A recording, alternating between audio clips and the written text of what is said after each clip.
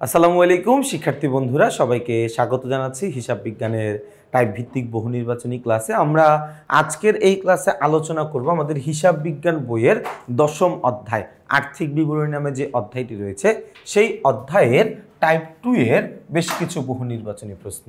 এবং আমাদের টাইপ 2 এর নাম হচ্ছে বিশদ আয় বিবরণীর প্রস্তুতকরণের যে প্রণালীটা বা প্রস্তুত করার যে পদ্ধতিগুলো রয়েছে সেগুলো নিয়ে আমরা আলোচনা করব। এবং টাইপ 2 তে আমরা 17 থেকে 40 নম্বর সিরিয়ালের প্রশ্নগুলো নিয়ে আলোচনা আমরা করব। খেয়াল করে দেখো, আমাদের 17 নম্বর প্রশ্নে বলেছে কোনটি বিক্রিত পণ্যের ব্যয়ে অন্তর্ভুক্ত হবে।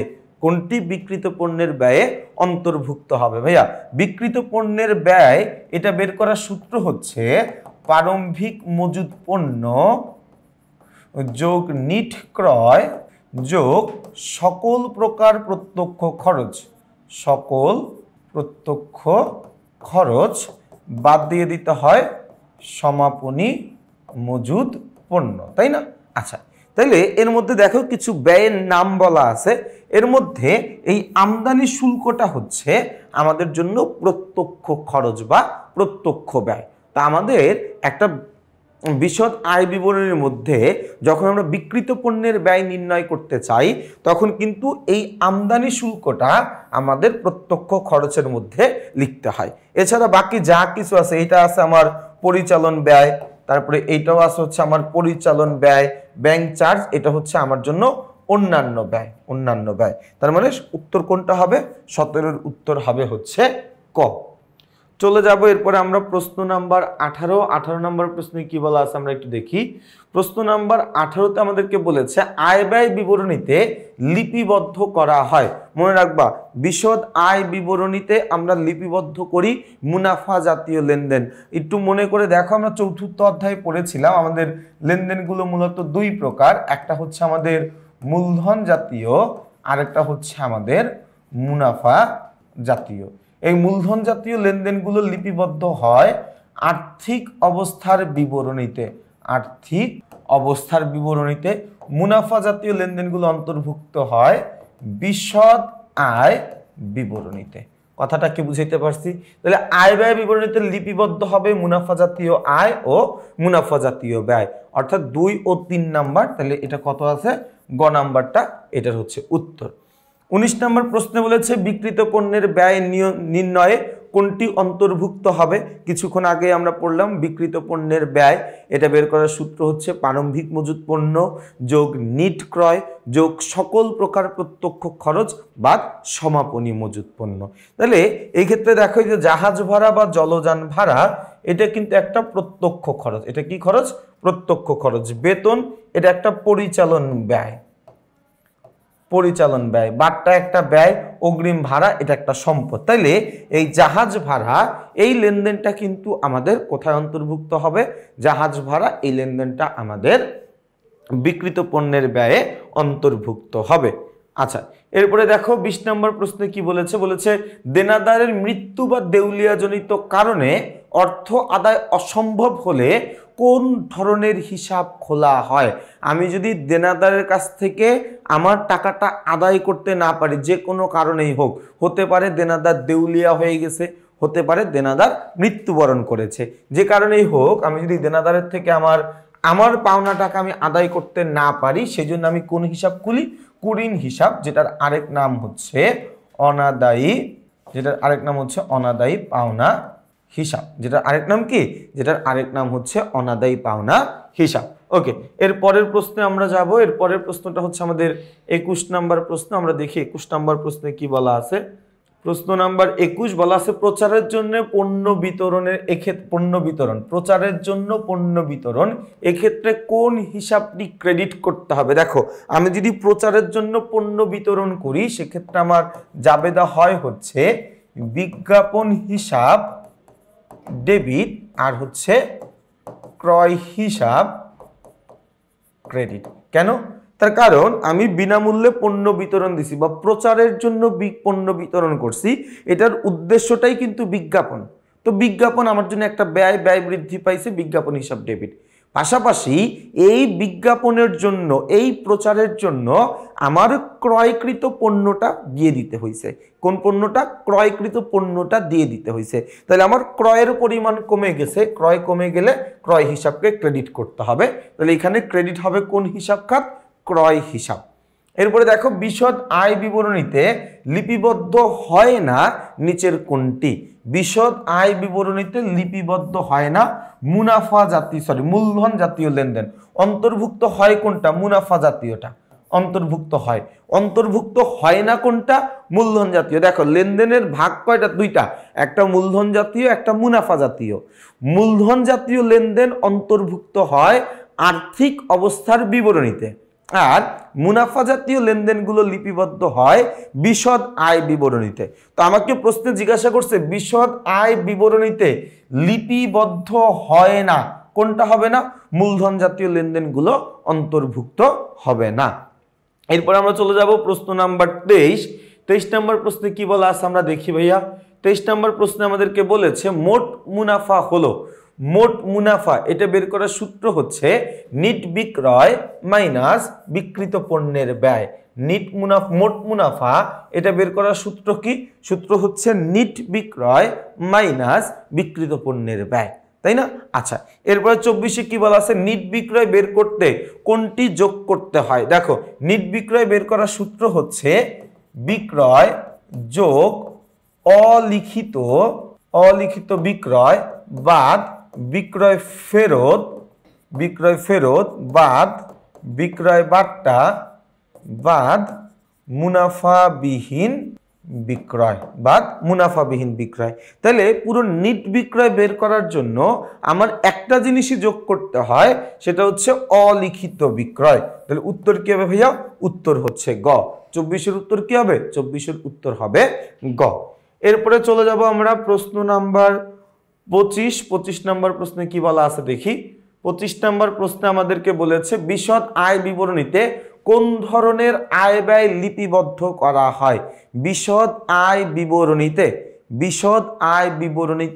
কোন ধরনের লেনদেন লিপিবদ্ধ করা হয়?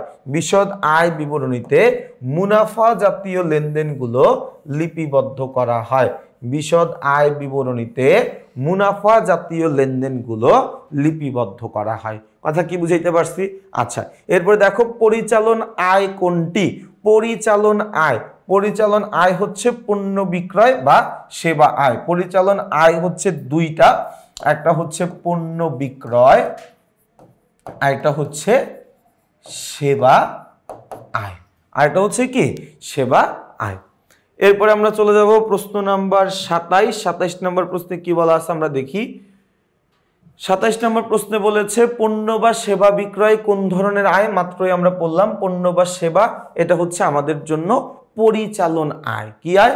পরিচালন আয়। আর পরিচালন আয়ের মধ্যে এই কাজটার সাথে যেহেতু আমার প্রতিষ্ঠান সরাসরি জড়িত, এই জন্য এটা হচ্ছে আমার জন্য প্রত্যক্ষ পরিচালন আয়। বিক্রিত পণ্যের ব্যয়ের সাথে মোট মুনাফা যোগ করলে, বিক্রিত পণ্যের ব্যয়ের সাথে মোট মুনাফা যোগ করলে কি পাওয়া যায়? নিট বিক্রয় পাওয়া যায়। কিভাবে একটু খেয়াল করে দেখো। আমার অ্যাকচুয়াল সূত্র হচ্ছে এটা, অ্যাকচুয়াল সূত্র হচ্ছে বিক্রয় বাদ বিক্রিত পণ্যের ব্যয় সমান সমান মোট মুনাফা, তাই না? সমান সমান কি? মোট মুনাফা। আমি চাইলে সূত্রটাকে এইভাবে লিখতে পারি, বিক্রয়ের জায়গায় বিক্রয় থাকবে সমান সমান মোট মুনাফার জায়গায় মোট মুনাফা থাকবে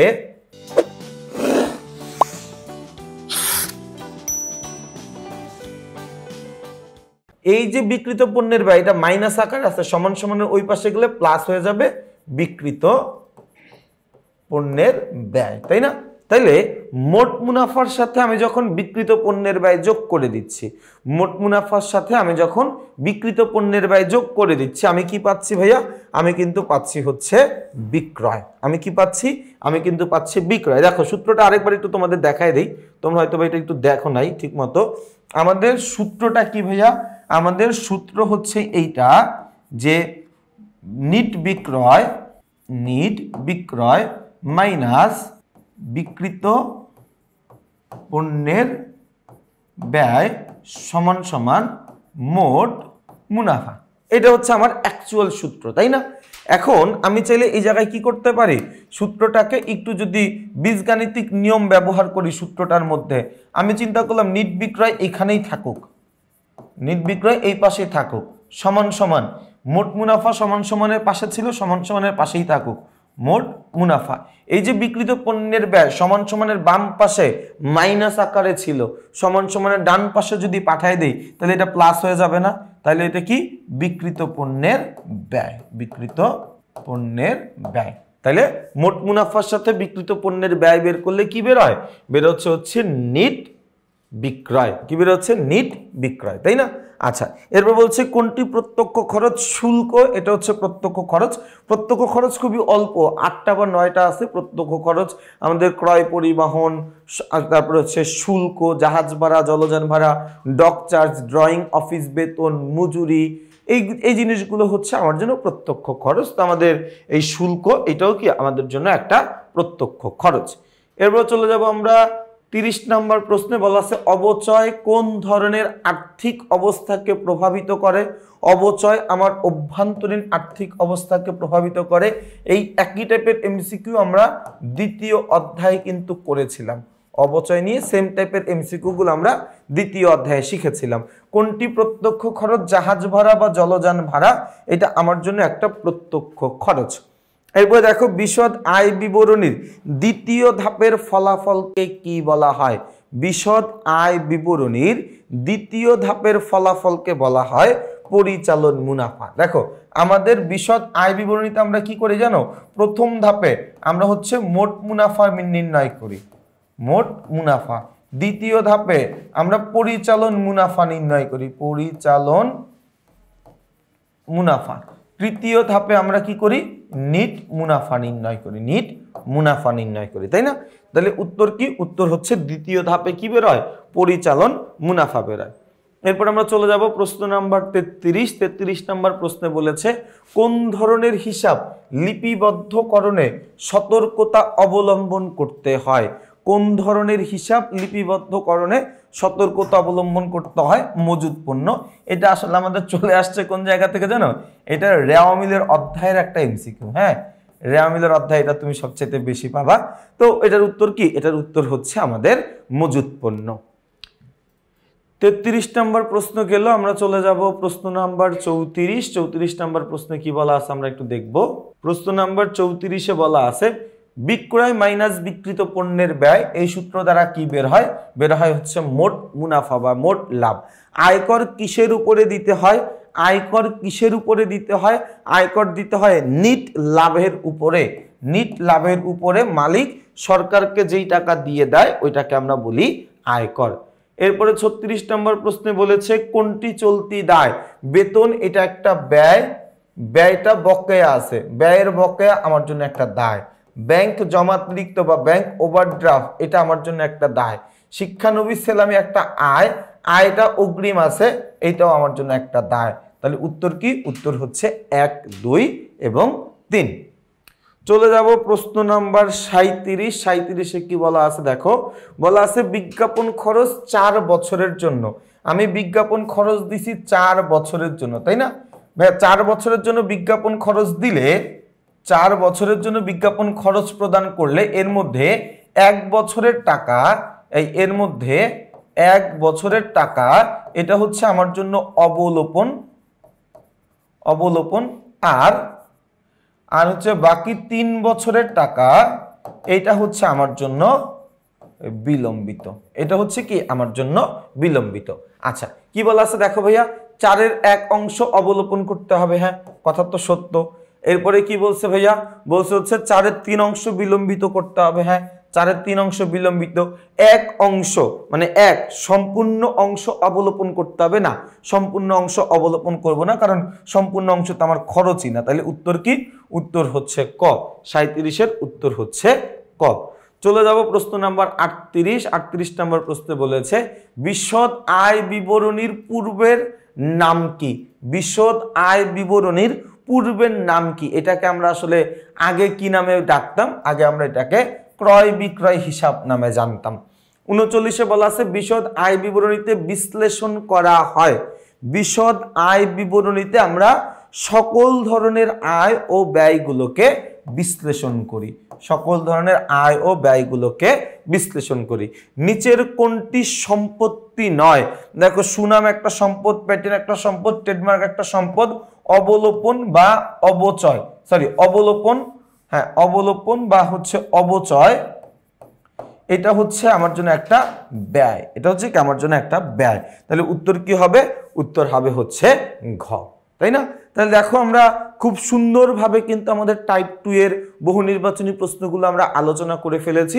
ইনশাল্লাহ আগামী পর্বে আমরা আর্থিক অবস্থার বিবরণী অর্থাৎ টাইপ 3 এর বহু নির্বাচনী প্রশ্নগুলো আলোচনা করা শুরু করব। তো তোমরা যারা যারা এতক্ষণ মনোযোগ দিয়ে ক্লাসটা করলা, তোমাদের সবাইকে অনেক অনেক শুভকামনা জানিয়ে আমি আমার আজকের এই ক্লাসটা এখানেই শেষ করছি। সবাই ভালো থাকবা, সুস্থ থাকবা, আমার জন্য বেশি করে দোয়া করবা। আসসালামু আলাইকুম।